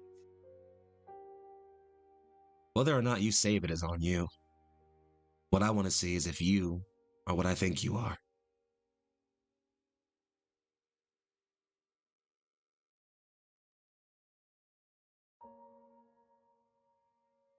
Right, yeah. I'm gonna just, in this brain connecty thing that we've got, I'm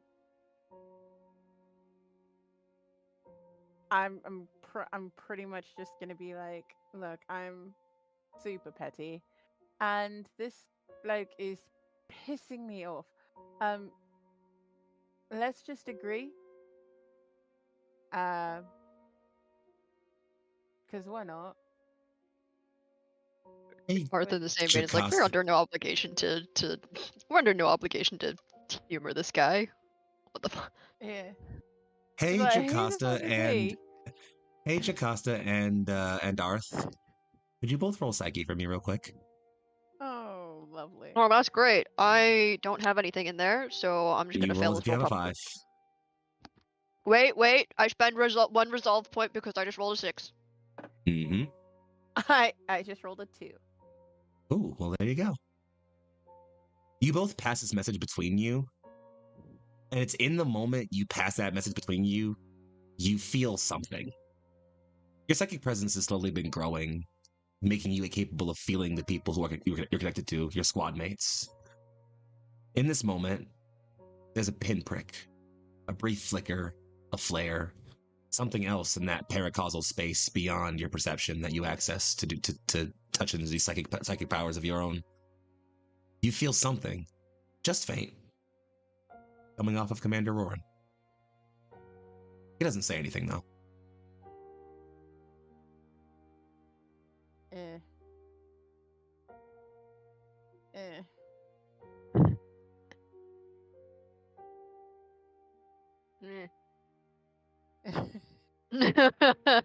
We're on the same page. We both collectively just do. Shake it off. Fair enough. I think Arth is just going to give a just a look at the other people in the room and just like, all right, we're done talking here. Somebody else talk to this asshole. We don't care anymore. I think Kay, like, seeing that Arth's demeanor has shifted and doesn't seem as, like, guarded. I was like, well, guarded, but not as, like, we could die in a second. She will put the knife away very slowly. Petty. And slowly wants to walk up to Commander Roran. And will say,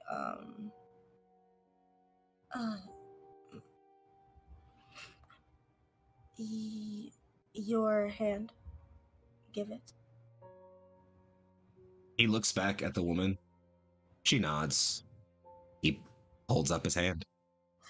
And Kitty will take her hand in his own, and this is a weird thought I have, but essentially the idea is that Kitty wants to try and psychically, like, try and convey the feeling she got of, like, that dream when she had, like, a bunch of the soldiers who died and, like, the people she saw who have been lost to this war, and feel like she wants to carry them on. She wants to sort of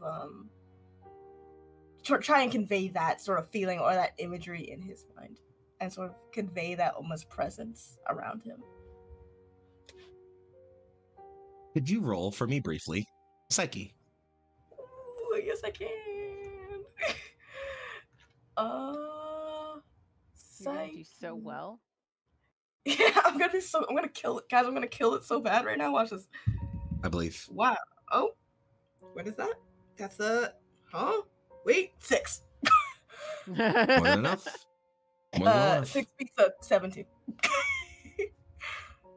So you push your perception forward. Try to imbue that same feeling you recall, the feeling all the soldiers around you, the people you had lost. The resonance that happens is cascading at first. You touch into that pinprick of that same feeling that Joe and Arth just felt as they were having their brief mental moment. You feel something there, a flicker. Takes a moment, but it blossoms like a flower, opening out in your mental space. You feel yourself entering, diving into the middle of this flower. In the center of it is the universe. Space wide and open, all of the creation expressed before you. Each star a pinprick of light. Each pinprick of light, a person, a human soul. Some present in this mortal coil, some far, far beyond it. You find yourself submerged here in this solar space, standing quietly. Behind you, you see souls, individuals, friends, people close to you or your comrades who you have lost. In front of you, you see Commander Roran, similarly psychically imposed in front of you. And behind him, a slew of faces you can't quite make out. Endless people and souls listed behind him. He looks at you, doesn't say anything, but psychic impression that you see in front of you sheds a single tear. But that psychic vision shatters, and you find yourself brought back to reality. This whole time, Rowan has not broken eye contact. And Kitty just keeps staring at him, holding his hand, and it tightens a bit, almost violently.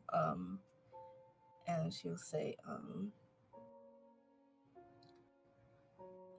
there are people who are gone to this war, not because they thought all there was, or that there wasn't anything better, or they had to be convinced, but because they knew there was something better, that there was a reason to fight for it. the people who make this cloud are just people with much more power than us. But that doesn't mean we don't also have power. We don't have to show you the light if you can also shine it yourself. But you say it is difficult. And I am also aggravated at you. But I would like to impress upon you and perhaps remind myself, this war isn't a war that was just for fighting. That's not all war is. War, I think, is the sacrifice of people who want something better and who are just trying. I believe. It's a quaint belief, worth holding on to. He doesn't answer your question directly, though. He sits there quietly for a few moments and then just, well, the thought's appreciated. If you expect an answer, well, you'll get one from me soon. I did not expect much. That is all. Well, ain't she that a let go. shame? Well, as you let go, he just says, huh, well, ain't that a shame? I expect everything from you all.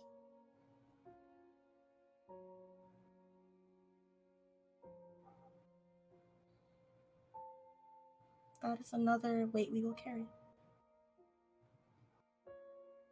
Why? Why must everyone put all their expectations on us? He says, he kind of just looks outside of, looks off to one side and just says, you expect me to have some sort of answer for you that makes you feel like it's all fair? Do you think anything I could say would make this right, worth it?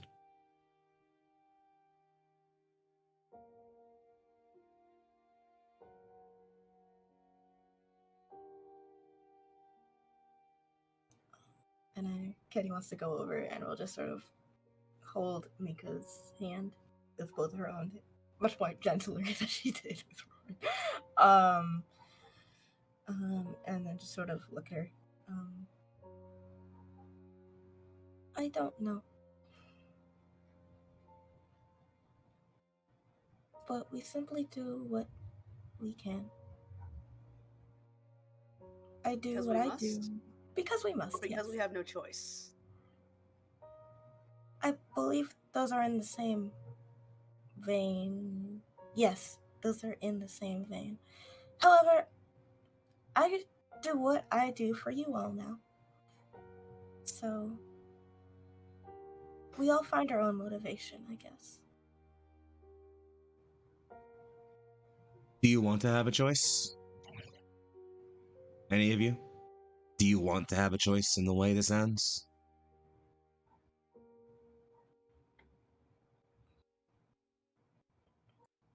Isn't that what we're fighting for? A choice. The freedom to make it. Sounds like at least one of you gets it. I won't imply the world is fair. I won't imply that asking you five to save it makes it any more fair. I won't imply that me sitting here and waiting for the end to come is anything better than just doing nothing. So instead, I will remind you all that this world has never been fair. Certainly not to people like you. If you wish to change that, you wish to have a choice in how it ends, then you must force the world to give you that choice. Clad yourself in steel, armor yourself in the pain you have suffered. Arm yourself, the people you have lost, and cut through that darkness. Can you do that, ghosts? Will you show me what it looks like to be more than human? And instead of answering, when he starts mentioning the people you've lost and arming yourself and all of that, Joe's gonna clutch Art's hand and basically white knuckle it. but not say anything. I think Arth is going to squeeze back and say, I think you'll find that the most human thing of all is the free will to make that choice. That's what I have to tell myself every day. And you won't find me disagreeing. The free will is a human construct, and perhaps the measure of humanity is how bashfully you're willing to fight for it, or your go to see it secured. Food for thought. Nonetheless, my curiosity is satiated. You've given me everything you can give me, ghosts. I won't impede you leaving or going on about your way. But again, I'll see you soon. And when I do, sure you have an answer for me. Yeah? Well, it's only fair that if we satisfied your curiosity, you'll satisfy ours then. I hope you'll have an answer for us. I intend to bring you everything I have. That's what makes me human, after all.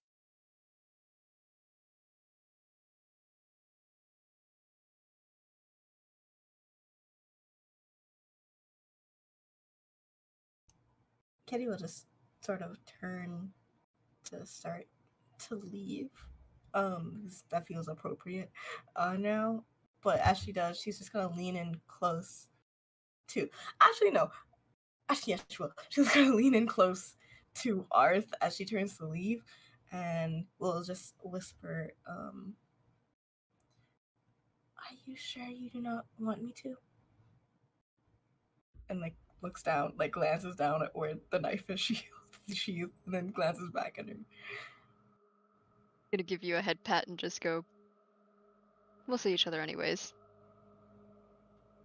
Okay.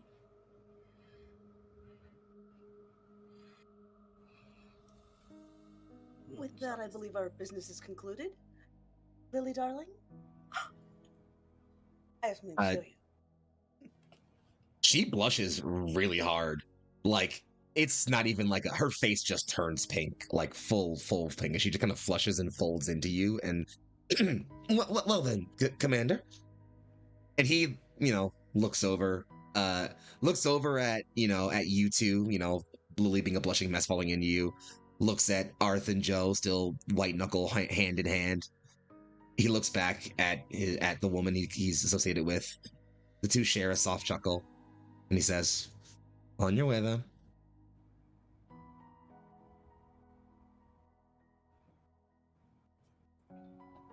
And Mika will escort Lily down the stairs.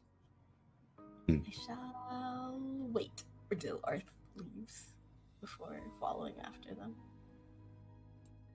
Yeah, I'm going to lean into Arth and be like, on the subject of, open communication and sharing and all that, you think he'd give me the plans to his mech?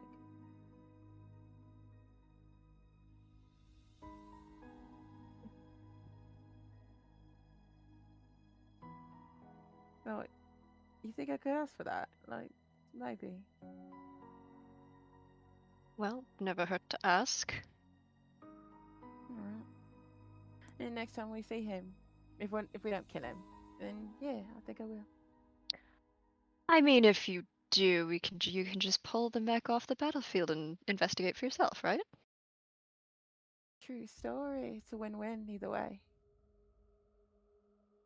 Well then, we'll just have to get good enough for that to be a done deal, right? We said no sharp talk, didn't we? We did. But if it's for you... I did make a promise, and you know how I feel about those. So, I have an idea to turn this day around, and I'm going to grab Arth and leave. In an opposite direction from Mika. Yep. Agreed. Like Arth like immediately like first starts to like turn to follow Mika, and then it's just like a little bit Nope. dragged. Nope. It's like, oh, okay. What are we doing? Was it gonna be a surprise? You'll see. And Joe just keeps walking. Very rudely does not offer the respect of giving giving this asshole a goodbye. That's an example for one. Betty, where you headed? That's such a good question. I think Kenny does leave after, and then like starts to follow like Arth and Joe, but then in her head it clicks like the date is still happening. All the dates are still occurring. Oh, and I do not have somewhere to sit and observe anymore. So I will, and then she's gonna go. I guess she'll probably just go back to camp to the base. And Go find. on your own little date. Don't you have a dude? That's not. I just. Casper approves. Joe does not. I do want to just have like the little scene of Kenny going to find Shadi and going like very quickly, what does it mean when people on a date have science together? Science? You sure you don't mean a different S word? Chemistry? That doesn't have an S. I don't think we're talking about the same thing. No. If you're talking about your moms, I think that's a them thing. It means they're like, I don't know, flirting? Oh. Do all couples have that? Because I believe it was described that my mom's. He just kind of stops you and just, darling, there are plenty of ways to flirt besides talking about science.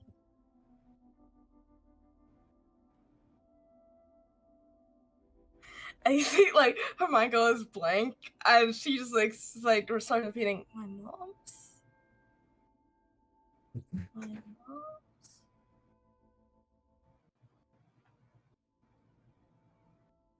You can see the gears turning.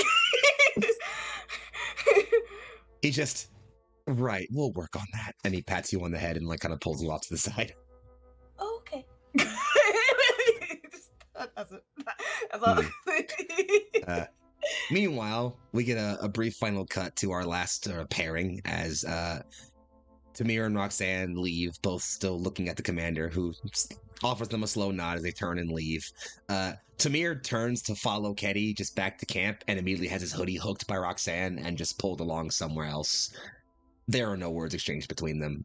Where they off to is for them to figure out. As we allow our fanfiction brains to ponder that, however, I believe we let this scene, with the sunset fading and with a new war dawning ahead of us, we allow this to be where we bring tonight's episode to a close. Thank you all for coming to tonight's episode of Stardust Ghosts. It has been a fantastic time. This is, trust and believe me, the last cozy little, let's all hang out and talk about our emotions episode we're going to have, as this episode will officially, you know what? I'll save that for the excitement for just in a few minutes. Don't worry about that. However, just to let you all know, I love this game and what it brings to us, and I am super, super happy and excited to have done it all with you. I'll stop rambling and let my players do their outros quickly. So please, players, in the order that I call you, please quickly tell us who you are, where you can be found on the internet, who you played tonight, and briefly, anything new you have coming up that you want to let us know about. We'll go ahead and do a fun little bit of our reverse order from last time, and we'll start with Danny. Hello, it's me, Danny's Corner, or at Animated Pizza on Twitter. You can find me on Twitch and YouTube at Danny's Corner. You can also find me You can find me, just follow my Twitter, and that's usually where I say where I'm from. I'm also the admin for Hearth Guild. Haha, wearing the hoodie we have. And our lesbian gaming group. Don't try to look for the hoodie, it's on sale. Our lesbian gaming group. So if you're gonna at Hearth Guilds on Twitter, you can support us. We recently added some new members, so it's a very good time to come and learn what we're about, and come support your local lesbians in need. And that's just all from me. I'm in a lot of other places, but guess what? We don't have enough time for that today. Thank you. Next, back to you in the studio. My God. Thanks, Danny. You're incredible. Michelle, you're next. Well, I guess it's me. I'm Michelle. I don't exist on social media, so don't go looking for me there. Today I played Arth, who is probably internally screaming. But for what reason? She said For the trauma internally or for the screaming. gay? Oh, Yeah, a little bit of both. Both. Both Yeah. is the answer. Both is good. Both is good. You can allow both. Yeah. As for anything new, I don't know about anything new. I'm still in a Bladesville, and I'm still in the World Within You, which will have already aired by the time this thing comes out. So there's that, and Bioshock Shadow Peace, and Neon Afterglow. So catch me on here. I don't know where I'll show up next because I don't know what the Michelle has an exclusive Neon Lights contract. She can't be anywhere else on the internet. We made sure of it personally. She signed it in her blood. She just doesn't know it. But besides that, Casper, you're up. Lucio, I am Casper the MB Ghost. I am busy. Mood. On Tuesdays and Thursdays, I am back on Tabletop Charities. And on alternating Wednesdays, I'm here. Alternating Mondays, I'm on my own channel, tormenting Danny with other kinds of heals. Playing Monster of the Week with a couple of other amazing people. And I think I'm about to do a one-shot on the initiative order. I am about to do a one-shot on the initiative order. There it is. Of masks. And it's coming up soon. So yeah, follow me on Twitter. And because I'm still on that hell site, or like Twitch, or my Ko-Fi if you want to give me money, because it's a broke bitch and I'm need it. Everywhere. Also check out some games that I made on itch. All of it is at Casper DANB Ghost, except for the Twitter that is just a DNB Ghost. And yeah. Thanks. Happy to have you along as always, Casper. You're wonderful. Mwah. Thank you. Taking a brief moment to pass some love over to our incredible and wonderful Chaotic Darby on the internet. It was on the internet at Chaotic Darby, and you should follow her because she's wonderful and incredible. So please do that. Right now, I'm ordering you and not asking.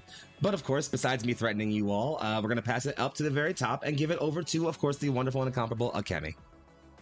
Hi, that's me. I'm Akemi. You can find me wherever I exist at Ninja Penguin AM. I make games, I play games, I do stuff. And if you are going to Big Bad Con, you'll see me there, so say hi. I wish I was going to Big Bad Con. I want to say hi. I want to go to Big I Bad wanna Con and say say hi. Right. If You you say hi to Akemi, you're so privileged. You And better say Yeah, hi envy several you. times for all of us, or else Yeah. Yes. I'll. That's Give it. Akemi gifts, or else it's on There you site. go. You better, or else Give it's her a literally penguin on. It's just before for sight, me. actually. Exactly. Yeah.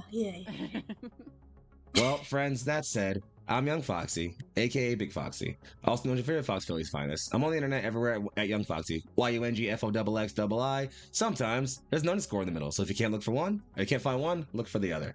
I'm doing all kinds of cool stuff over here on Neon Lights Roleplay specifically. You're gonna most notably catch me hanging out around here for more Stardust Ghosts, for By a Shadow Peace, for the finale of With the Will next week, for Neon Afterglow, occasional With the Will appearances here or there, and coming in October for Tears of Divinity Minerva Exodus, a 5-episode Lancer mini campaign run by yours truly. It's going to be a damn good time, friends, let me tell you. More about that and other things available on Neon Lights Roleplay. Please follow us on our socials. Check out our Discord if you want to hang out with us and chat about stuff we do and or about other random stuff. Thank you for being one of the people on the internet. Take care of yourselves, each other, and everybody else around you. And we will catch you all in the very near future. Goodbye.